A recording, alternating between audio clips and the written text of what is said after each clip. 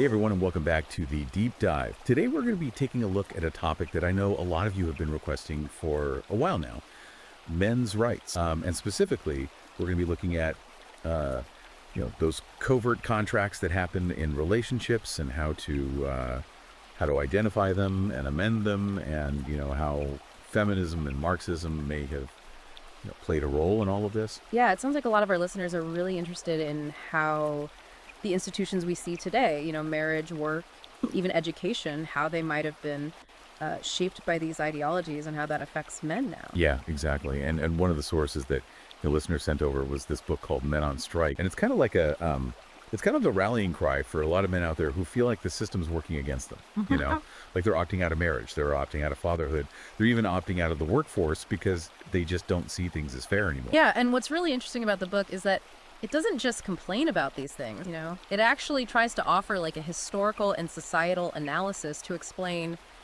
how we got here. Okay, so let's dig into that a little bit. One of the things the book talks about is the thing they call the media misandry complex. Right. Where they're basically saying that the media intentionally portrays men in a negative light. Whether it's making them the butt of the joke or the villains of the story. Oh, yeah, totally. Like, they give examples like those sitcoms from the 90s where the dad is always like this bumbling idiot. Right. And the wife is like the smart one who's always, one step ahead. Exactly. Or even that Ghostbusters reboot from a few years back where pretty much all the male characters were either incompetent or straight up evil. Yeah, and their point is that this isn't just about entertainment, right? They're saying that this kind of portrayal actually impacts how society views men and ultimately feeds into those covert contracts we were talking about. Right. It's like if you're constantly seeing men portrayed as incompetent or villainous, it can start to mess with how you see yourself and your role in a relationship, like subconsciously. Exactly. It becomes this self-fulfilling prophecy. Do you think that's kind of what the book is getting at? Yeah, for sure. And they also say that this media portrayal isn't just an accident. They argue that it's actually driven by profit, claiming that these negative stereotypes, unfortunately, they sell. Yeah, which is kind of depressing when you think about it. Like, it's almost like we're being manipulated. And if you're already feeling like you're not getting a fair shake in society, seeing that reinforced on screen, it's got to just make things worse, right? Definitely. And another big point they make is about double standards. How men are held to different standards than women, particularly in the workplace. Yeah, they have this whole example about this guy named Mike who gets passed over for a promotion because he's perceived as too aggressive. But then a woman who behaves the exact same way gets praised for being assertive. It's like, what? Yeah, it's crazy, right? And this ties into the whole idea of navigating those covert contracts in your career, too. What's expected of you as a man might actually be holding you back, even if you think you're doing everything right. It's like you're damned if you do, damned if you don't. And the book argues that this double standard extends beyond work, too. It affects how male violence and female violence are perceived. They even bring up the Johnny Depp and Amber Heard case. Oh, yeah, that was a huge one. Really got people thinking about how men and women are treated differently in those situations, especially when it comes to accusation. It definitely brought a lot of these power dynamics to the surface. I mean, every case is unique, of course, but the book raises some good points about the potential for bias, for sure. Yeah, totally. Now, another area they tackle is the education system. They basically claim that it's failing boys by trying to suppress their natural instincts, like being competitive or needing to move around more. Yeah, think about it from the covert contract perspective, right? We teach boys to sit still and be quiet in school, but then they go out into the real world and they're expected to be assertive and go-getters in their career. Like, those are totally mixed messages. It's like they're being set up to fail before they even start. They tell this really sad story about a 12-year-old boy named Jake who gets suspended for defending himself against a bully, and the bully doesn't even get in trouble. It's messed up, right? And then they talk about how ADHD is like overdiagnosed in boys, and the push for girls in STEM leaving boys feeling like they don't belong. There are a lot of layers to it, for sure. Yeah, it's definitely complex, but I think the book's point is that the system isn't really designed to meet the unique needs of boys, and that can have some pretty serious consequences down the road. Yeah, definitely. Now things get even more intense when the book starts talking about family court. They claim there's like a systemic bias against men, especially when it comes to custody battles and child support. Oh, yeah, for sure. And this goes right back to those covert contracts, too. Like, what does it even mean to be a father and a provider in today's world? And how do those assumptions play out in a courtroom where things are supposed to be fair and impartial? Right. They even share this heartbreaking story about a father who's like struggling to maintain a relationship with his kids after a divorce, even though he's the primary breadwinner. It's like he's doing what he's supposed to do, but the system still screws him over. That feeling of unfairness is really what the book is trying to highlight. They even bring up this concept of a marriage tax, where men are basically penalized financially just for being married. It's definitely a provocative claim, and the book is definitely not afraid to challenge conventional wisdom. Which is interesting because another really controversial issue they talk about is the wage gap. You know, they actually claim that the idea of women making less than men for the same work is a myth. Yeah, it's a common talking point in the men's rights movement, but it's definitely a complex issue with a lot of nuance to it. Like, the book argues that when you factor in things like career choices, hours worked, and risk tolerance, the gap basically disappears. They have this anecdote about a guy who gets passed over for a raise even though he's more qualified, and the raise goes to a woman who's less qualified. And they say it's because of this misconception that women need the money more. Again, it's all about those underlying assumptions and covert contracts playing out in these subtle ways. So, you know, this whole men on strike argument seems to be really aligning with what a lot of our listeners are interested in, like the men's rights movement and the red pill philosophy. It's about recognizing these systemic disadvantages that men face and trying to create a more level playing field, right? Exactly. And the book uses these really specific examples to illustrate how these broader social structures and institutions, maybe influenced by feminism and Marxism, are creating this sense of unfairness for a lot of men. Like, they're waking up to these realities and saying, hey, wait a minute, this isn't right.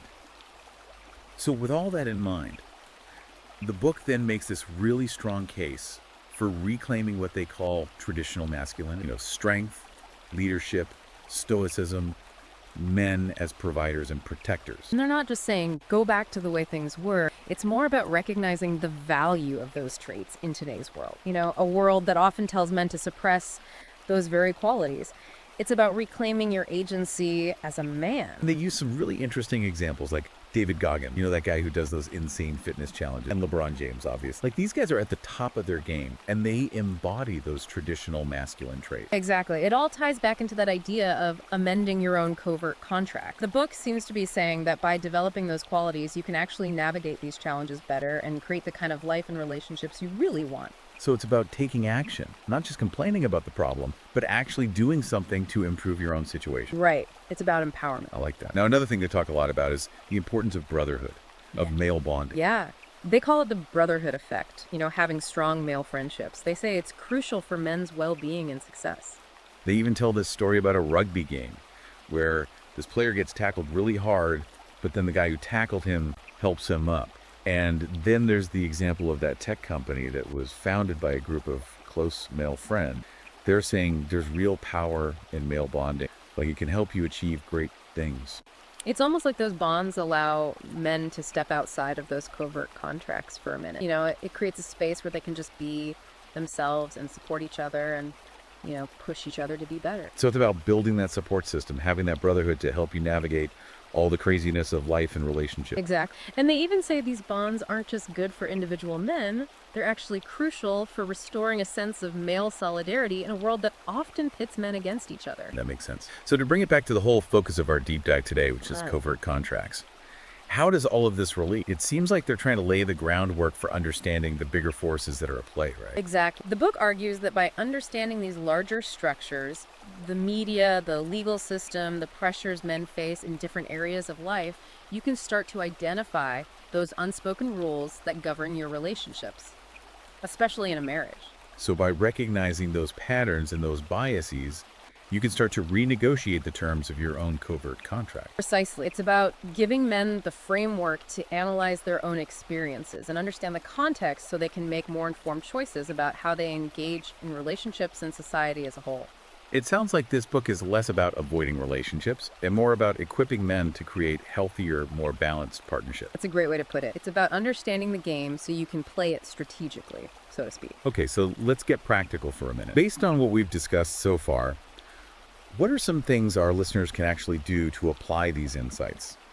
specifically in terms of amending their own covert contracts? Well, first and foremost, become aware of that media misandry complex we were talking about. Be critical of how men are being portrayed and, seek out alternative sources of information. Don't just passively absorb what the media is feeding you. Right, it's about being more discerning, question those narratives. Exactly. The book also talks about developing those traditional masculine qualities we discussed earlier. Hit the gym, build some strength, join a men's group, find mentors who embody the values you admire. Be proactive. It's about taking control. Right. Not waiting for society to validate you, but building that confidence and resilience yourself. Yeah, and make those male friendships a priority. Actively foster that brotherhood and find those communities where you can connect with like-minded guys. That support system is crucial. It all comes back to that brotherhood effect. Having that support network can make all the difference. For sure. And finally, the book challenges men to really evaluate their roles as providers, protectors, and leaders in their families and community. It's not about clinging to outdated gender roles, but about consciously deciding how you want to contribute and take responsibility. Be an active participant in your life and your relationship. Don't just passively accept whatever's handed to you. Exactly. Remember, you have power in this situation. You're not a passenger, you're a co-creator. I like that. So it's about understanding the dynamics, understanding those covert contracts, and then being proactive to steer things in a direction that works for both of you. Exactly. It's about recognizing your own worth and advocating for your needs. That's a great takeaway. Now, before we jump into part 2, where we'll really dive deep into this whole idea of traditional masculinity, I'm curious to hear your thoughts. What's resonated with you the most so far? What stands out? I think what's really powerful is how the book exposes those unspoken expectations that are placed on men, both by society and by their partners. It's about bringing those expectations to light so they can be addressed and maybe even challenged. Yeah, shining a light on those covert contracts and giving men the tools to rewrite them. Exactly. Love it. All right, well, in the next part, we'll explore how traditional masculinity can empower men to navigate these challenges and create more fulfilling lives. Stay tuned. Welcome back, everyone. So, as we dig into this idea of traditional masculinity, it's important to remember all that stuff we talked about in part 1. Those covert contracts, societal influences. The book argues that a lot of the problems men face today actually come from rejecting those traditional values. So it's not just about saying, hey, these are good qualities to have. It's like they're saying these qualities are actually essential for men to thrive in a world that doesn't really value them anymore. Yeah, exactly. And they have this one example that really stood out to me. It's about this guy who literally faced down a grizzly bear to protect his family. Whoa. Okay, that's intense. So they're trying to show that, courage and strength, those things aren't just outdated relics of the past. Right, exactly. Even though society might try to downplay these things, they're still fundamental to who we are as humans, especially for men. And when men are discouraged from embracing those qualities, it messes with everything. Their relationships, their careers, I agree. Even their self-worth.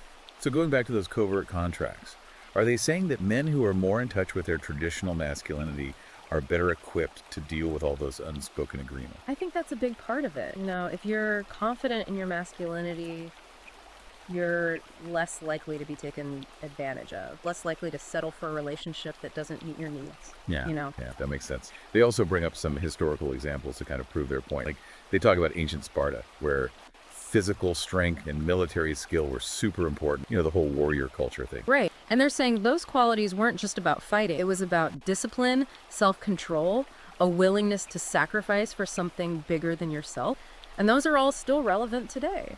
So they're drawing a line from those ancient warriors to the kind of strength and resilience that men need today. Interesting. Yeah, and they even go a step further. They actually link what they see as a decline in traditional masculinity to a decline in society as a whole. Okay, now that's a bold statement. What do they base that on? Well, they point to things like, rising crime rates, social unrest, economic problems.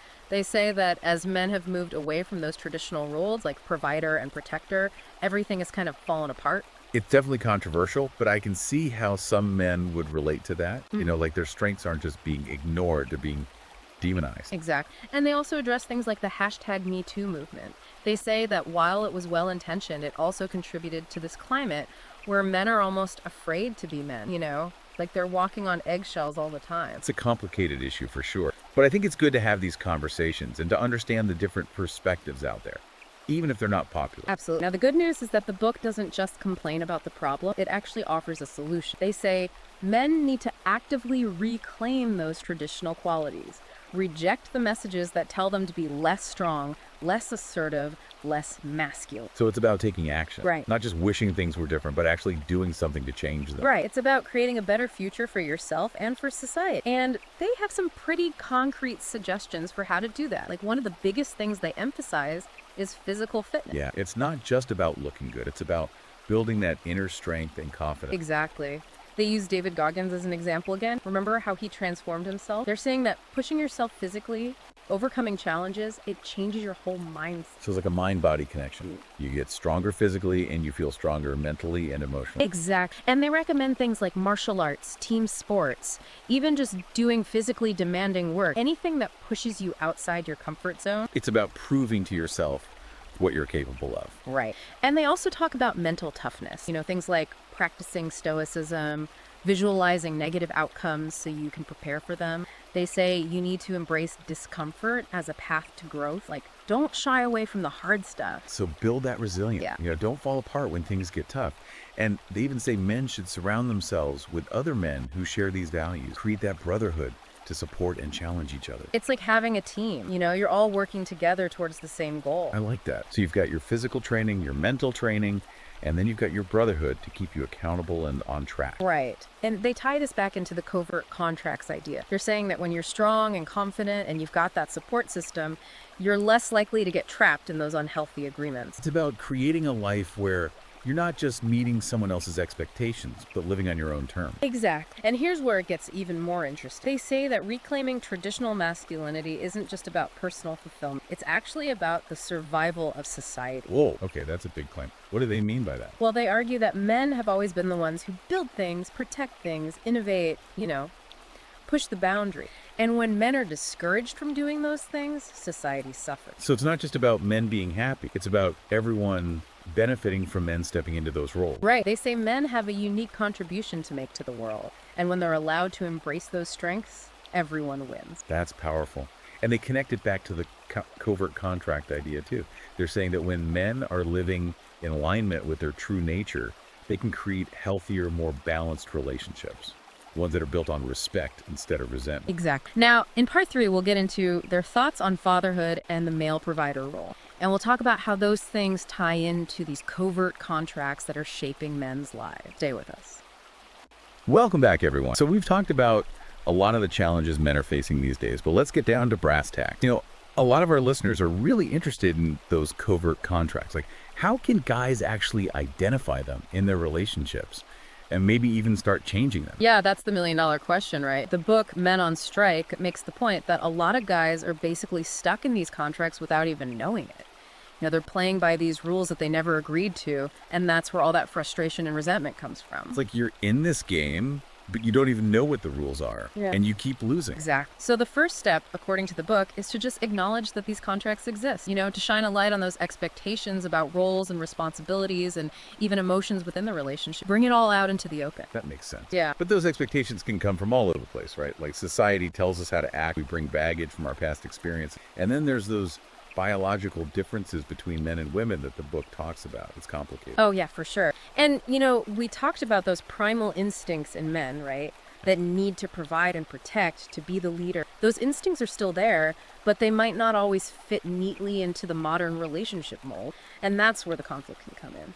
So it's like this constant tug of war between who you are at your core and what everyone else expects you to be. No wonder some guys feel like they want to go on strike. So how do you actually start changing those covert contracts? Well, the book is big on communication, like really open and honest communication with your partner, having those tough conversations about what's working and what's not. But it's not about blaming each other. It's about understanding each other's needs, So it's about really listening to what your partner is saying, even if you don't agree with it. Exactly. And then on the flip side, men need to be more assertive about their own needs, not aggressive, but clear and respectful about what they want from their relationship. So set those boundaries. Don't be afraid to say, hey, this isn't working for me. Exact. It's about reclaiming your power in the relationship. And another thing they talk about is self-awareness. You can't really renegotiate a contract if you don't even know what you want.